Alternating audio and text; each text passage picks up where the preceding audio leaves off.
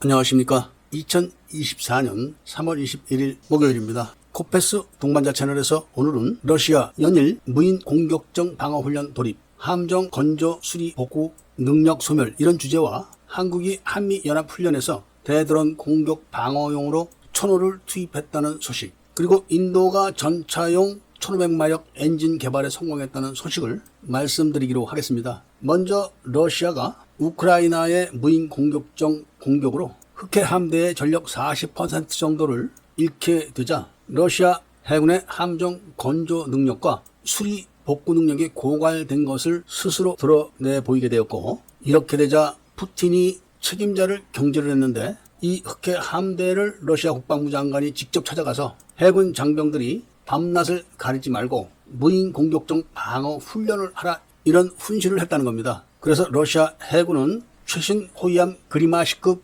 일본함을 동원해서 훈련을 시작했는데, 그 훈련 장소가 흑해가 아니라 바로 동해라는 점에 주목을 해야 됩니다. 우크라이나의 무인 공격정에 얻어 터진 해역은 흑해인데 왜 훈련은 동해에서 했냐, 이게 굉장히 의미가 있는 겁니다. 이 훈련에 참가한 러시아 해군 장교들은 무인 공격정 방어 훈련에는 러시아 해군에 몇 대 없는 초소형 잠수함을 동원해야 되는데 사용할 수 있는 초소형 잠수함이 거의 없다, 이런 발언을 했다고 합니다. 초소형 잠수함들은 북한이 대량 보유를 하고 있고, 이거를 항만 경비 순찰 방어에 적합하도록 개조를 하게 되면은 지금 함정 건조 수리 능력이 고갈된 러시아 해군 입장에서는 가장 빠르게 방어 수단을 확보하게 된다는 겁니다. 러시아 해군은 이번에 진행된 무인 공격정 방어 훈련에는 주로 대공포를 사용했고 초소형 잠수함은 동원하지 못했다고 합니다. 그래서 이런 훈련을 흑해가 아닌 북한과 가까운 동해 지역에서 실시했다는 겁니다. 그러면서 현재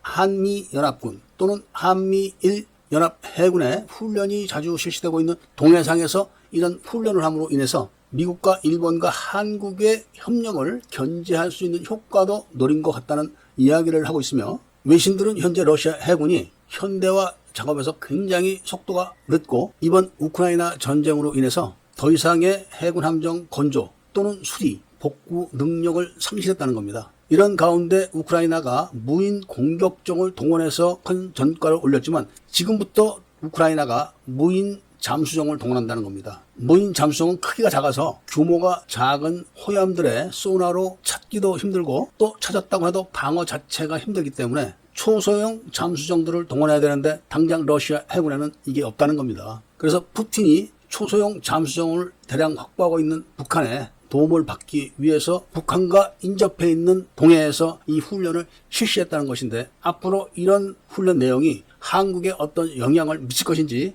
우리나라도 면밀하게 분석해서 대비를 해야 한다는 말씀을 전해드리면서, 다음 소식은 외신들이 한미연합훈련에서 한국이 대드론 공격 방어용으로 30mm 대공포를 장착한 천호 장갑차를 동원했다는 소식을 전해왔습니다. 프리덤 쉴드 24라고 불리운 한미연합 훈련에 한국군은 K30W라고 알려진 천호 대공 방어 장갑차를 동원한 사실을 전해주면서 자세한 성능을 알려줬는데, 한국 밀매들은 거의 대부분이 30mm 대공포를 장착한 천호는 북한의 무인기를 잡지 못했다는 사실을 잘 알고 있습니다. 이런 한국의 멀쩡을 잘 모르는 외신들의 보도를 그대로 알려드리기가 낯이 뜨거워서 그대로 알려드리지는 못하겠고, 하루빨리 북한의 무인기를 방어할 수 있는 대공 방어 장갑차를 개발하기를 바라면서, 다음 소식으로 인도가 아준 전차에 장착하기 위해서 1500마력짜리 엔진을 자체 개발해서 시험을 했고 그 시험에 성공했다는 소식입니다. 그러니까 파워팩은 아니고